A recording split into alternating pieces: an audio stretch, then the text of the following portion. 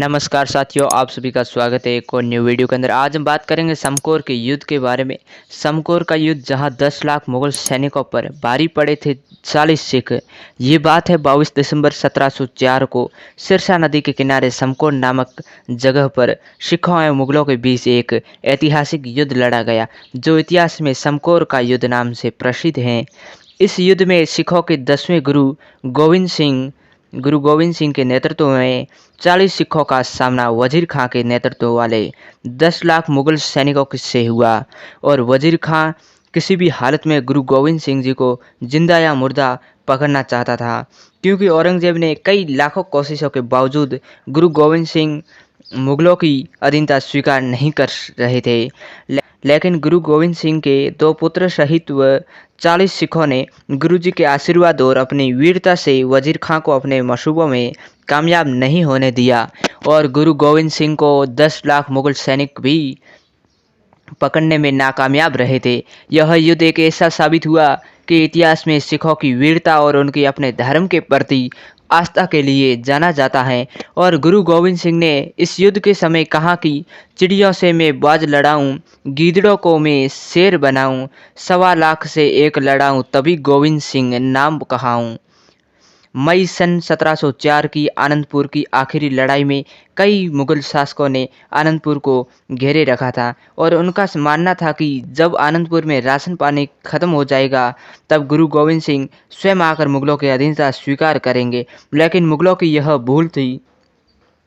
जब आनंदपुर में राशन खत्म हुआ तब गुरु गोविंद सिंह और उपस्थित सिखों के साथ वहां से रवाना हो गए। लेकिन कुछ समय बाद मुगलों को इस बात की भनक लगी, तो उन्होंने गुरु गोविंद सिंह यहाँ से भाई प्रस्थान कर चुके हैं, तभी मुगलों ने उनका पीछा करने लगे। और वहां गुरु गोविंद सिंह जी अपने साथियों के साथ सिरसा नदी की ओर चले बसे थे। और जब सिख सिरसा नदी के पास चले तो सिरसा में बड़ी बाढ़ आई हुई थी, और उस समय सिख बड़ी मुसीबत में पड़ गए। पीछे मुगल शत्रु था और सामने सिरसा नदी तेजी के साथ चल रही थी, फुंकारे मार रही थी, और निर्णय जल्दी लेना था। और गुरु गोविंद सिंह ने कहा कि कुछ सैनिक यहीं पर शत्रु को उलझा कर रखें, और जो भी सिरसा पार कर सकते हैं वो अपने घोड़े सिरसा नदी पर पार करने का प्रयास करें। और ऐसा ही हुआ। भाई उदय सिंह और जीवन सिंह अपने अस्त्र शस्त्र लेकर शत्रु से भिड़ गए। इतने में गोविंद सिंह जी सिरसा पार करने में सफल हुए, किंतु सैकड़ों सिख सिरसा पार करते हुए मौत को प्राप्त हुए। और पानी का वेग इतना तीखा था और शत्रु में सिरसा पार करने का साहस नहीं था।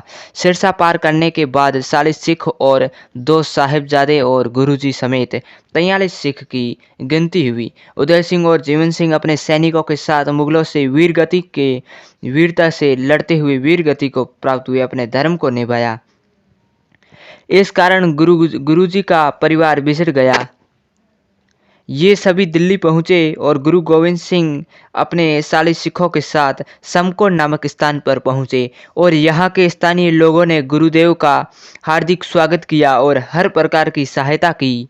यही एक किला नुमा कच्ची हवेली थी जो सामरिक दृष्टि से महत्वपूर्ण थी, और यह एक ऊंचे टीले पर बनाया था और इसके चारों ओर समतल मैदान था। हवेली के मालिक बुद्धिचंद ने गुरुजी को हवेली में विश्राम करने को कहा, और गुरुजी आगे जाना उचित नहीं समझा। गुरुजी ने सारे सिखों को छोटी छोटी टुकड़ी में बांट दिया और गुरुजी मुगलों से लड़ने की योजना बनाने लगे।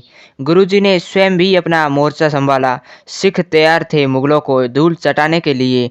ये वीर इंतजार कर रहे थे। जैसे ही वर्षाती नाला के पानी का बहाव कम हुआ और मुगल सैनिक नाले को पार कर गुरुदेव का पीछा करते हुए समकोर पहुंचे, और मुगलों ने कच्ची घड़ी को घेर लिया। और मुगल सैनिकों को गांव वालों से पता तो चल ही गया था कि गुरुजी के पास 40 सैनिक हैं।